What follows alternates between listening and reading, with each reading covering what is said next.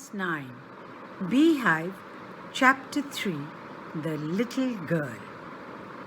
To the little girl, he was a figure to be feared and avoided. Every morning before going to work, he came into her room and gave her a casual kiss, to which she responded with, "Goodbye, Father." And oh, there was a glad sense of relief when she heard the noise of the carriage growing fainter and fainter down the long road. In the evening, when he came home, she stood near the staircase and heard his loud voice in the hall. "Bring my tea into the drawing room. Hasn't the paper come yet? Mother, go and see if my paper's out there, and bring me my slippers." "Kezia," Mother would call to her, "if you're a good girl, you can come down and take off Father's boots." Slowly the girl would slip down the stairs, more slowly still across the hall, and push open the drawing room door. By that time, he had his spectacles on and looked at her over them in a way that was terrifying to the little girl.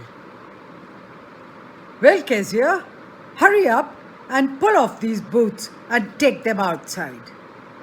Have you been a good girl today?" I don't know, Father." "You don't know? If you stutter like that, Mother will have to take you to the doctor." She never stuttered with other people, had quite given it up, but only with Father, because then she was trying so hard to say the words properly. "What's the matter? What are you looking so wretched about? Mother, I wish you taught this child not to appear on the brink of suicide. Here, Kezia, carry my teacup back to the table carefully." He was so big, his hands and his neck, especially his mouth when he yawned. Thinking about him alone was like thinking about a giant.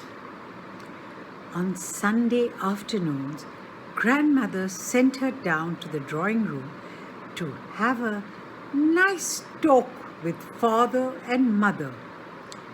But the little girl always found Mother reading and Father stretched out on the sofa, his handkerchief on his face, his feet on one of the best cushions, sleeping soundly and snoring.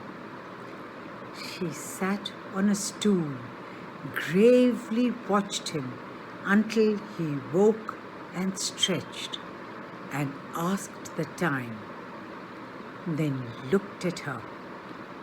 "Don't stare so, Kezia. You look like a little brown owl." One day, when she was kept indoors with a cold, her grandmother told her that Father's birthday was next week and suggested she should make him a pin cushion for a gift out of a beautiful piece of yellow silk. Laboriously, with a double cotton, the little girl stitched 3 sides.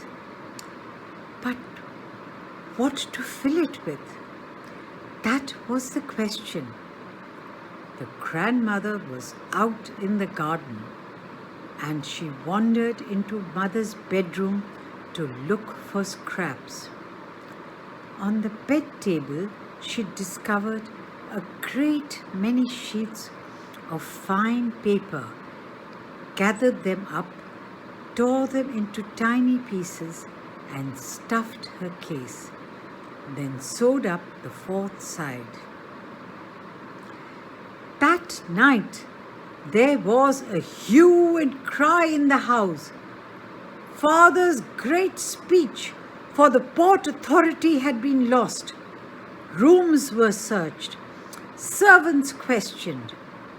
Finally, Mother came into Kezia's room. Kezia, I suppose you didn't see some papers on a table in our room. Oh, yes, she said. I tore them up for my surprise.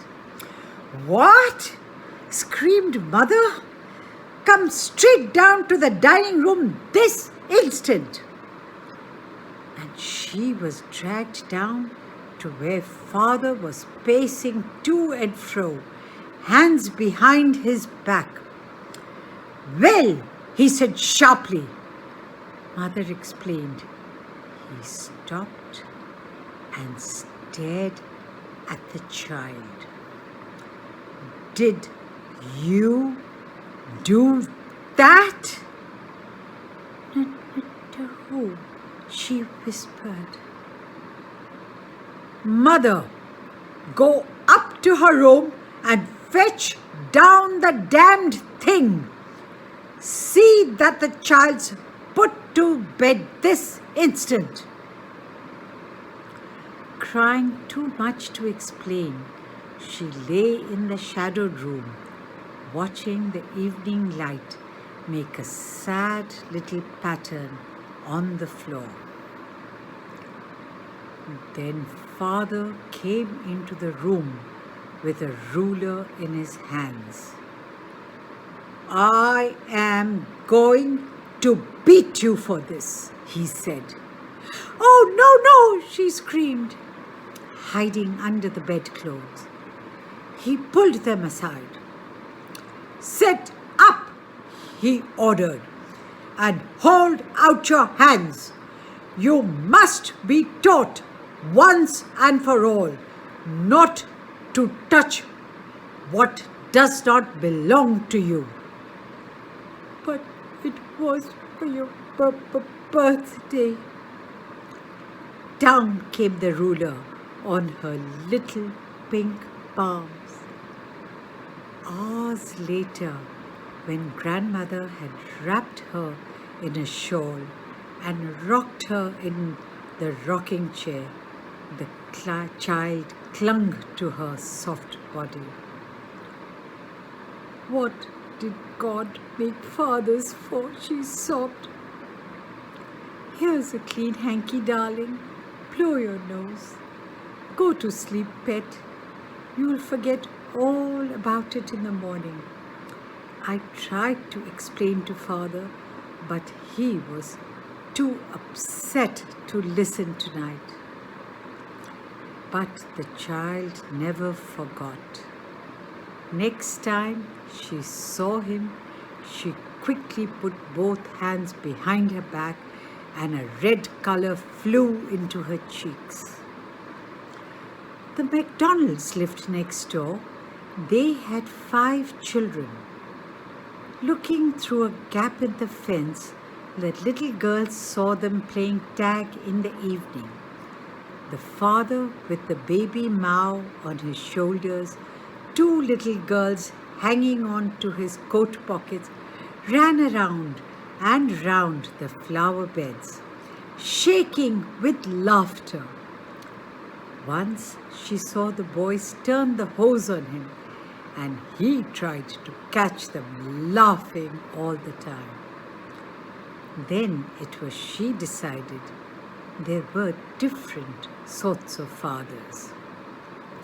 Suddenly, one day, Mother became ill, and she and Grandmother went to hospital.